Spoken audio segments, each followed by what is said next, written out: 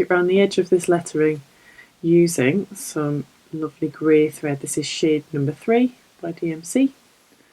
And what I suggest you do before you start is just kind of place it next to the lettering and have a look at the thickness. Okay, see what you think about that. I've actually decided to stick with my usual number, which is 3 strands. It's my magic number, but if you want to make it a little bit thicker, you can. That's what it's going to look like with those 3 strands there. So I've tied a knot in the end, trimmed the excess, and we're ready to go. Okay, so you might want to look at the stem stitch tutorial first. Just going to get rid of that. There we go. I'm turning my hoop to the side because so far learning this stitch I've found it easier to do it this way around, but just have a little play around and see what works for you. So you essentially start by doing a straight stitch and then coming up through the middle. There is a snazzy way, if you have a look at the tutorial, where you can put your needle through and come back in the middle where the previous stitch ends, and I've been having a little go at this and I still can't get the knack of it. I don't know what it is. I was a bit like that with the herringbone stitch, wasn't I? A couple of weeks ago, if you're following this project along. I don't know, there's just something about it. I can't get my head around it. Anyway, if you want to have a go at that, have a go at that and see how it feels to you. I'm going to stick to doing it this way. If you do it this way, you just need to make sure that when you come up through the middle that you're not catching any of those threads. It's not like a split stitch, okay, so we don't want it to come up through the middle. So as you can see here, just sort of taking my time, move it around, whoops, just really make sure that you're not coming up and catching those stitches. It's got to come right the other side. So it's coming up through the middle, not going through any of the thread, coming to one side and going down through the fabric for the next stitch. So you've just got to make sure that you do that. And as I'm filming, there's a delivery van just pulling up, and I think that it might be coming to my house. Yep, back in a second. Sorry about that. The things that happen while you are filming every time. Something always happens. Anyway, I'm back. And continuing with these lovely stem stitches. So I think I was saying that you need to just make sure you're not catching the stitches. Now we're going around the corner here, and this is my first time going around corners with stem stitch, and I think what I'm going to do is try and make the stitches slightly smaller, just a little bit, not so it's hugely noticeable or anything, but I think when I've done this one I might make the next one a bit smaller just so I can go around those curves a bit easier, because we want that nice sort of neat line here. So let's just go in there and up through the middle again.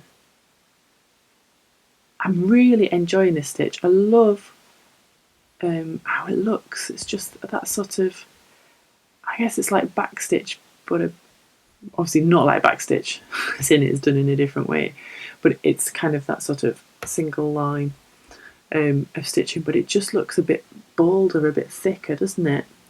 And I quite like that. If you are new to the project and you haven't stitched anything yet, if you haven't done the first project, which was the sprinkles hoop, I actually think the text would look really nice in back stitch as well. So if you've already, even if you've stitched one already and you fancy doing another one, you could give it a go and do that text with stem stitch instead. I think it'd be a really nice effect. I think particularly for that sort of cursive, sort of handwritten style, or if you're stitching your own handwriting, if that's something that you're doing in a project, this stitch is probably just going to make it sort of stand out that little bit more. So it'd be worth experimenting with and seeing what you think of that.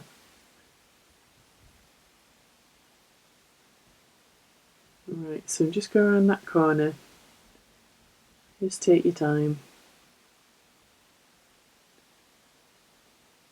And I think if you come up through the fabric and you're feeling like something isn't quite right, if you've maybe just caught like a teeny tiny bit of the thread, just be really patient with it and don't worry about it. Don't worry about unpicking, or don't worry about just sort of really taking your time to make sure it's in the right place there.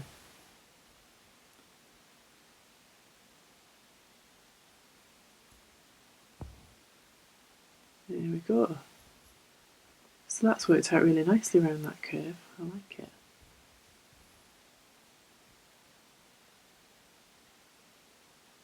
Oops.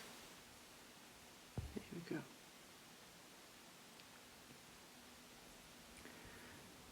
So I think I've said in a previous video that I really think it's important not to feel like there's only one way of doing things. So don't be afraid to try a different technique or just a different way of doing things. You know, the effect is exactly the same, but if you feel more comfortable doing it a different way, then that's not a bad thing. There's no one way to do every single thing, is there? So just be confident in trying different ways and seeing how you get on. Whoops, what have I done? Got tangled. Oh yeah, my strands have got a bit tangled. What's going on here? Hang on a minute. Oh, the back's alright though, at least. And so's the front. So we're all good. Right, hang on. Let's just try and... Sometimes when it gets twizzled, I like to just sort of see if gravity will help out a bit by turning the hoop upside down. Ah, there, that's fine. We're alright. If you're feeling that your thread is getting a little bit short, you might want to think about tying off at the back and then just threading your needle again. Try not to leave yourself short of thread, because that can be really difficult at the end when it comes to tying off. If you've only got a tiny bit to use, it can make it just that bit more awkward. So yeah, just tie off if you need to.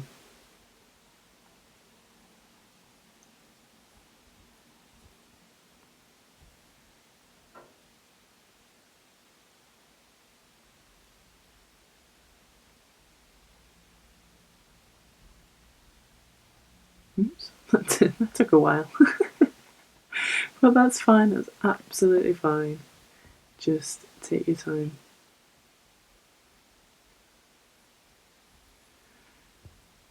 So what I'm really enjoying at the moment, on a slightly going off tangent kind of thing, is that here in the UK, the days are getting a bit longer and we're getting a bit more light, both in the morning and in the evening. But obviously in the evening, just untangle myself again here.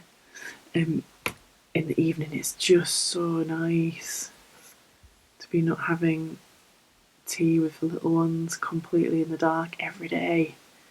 I feel like at this point of the year, you really, really start to notice it, and it's so nice, isn't it? Just yeah, you just know that the days are going to get longer.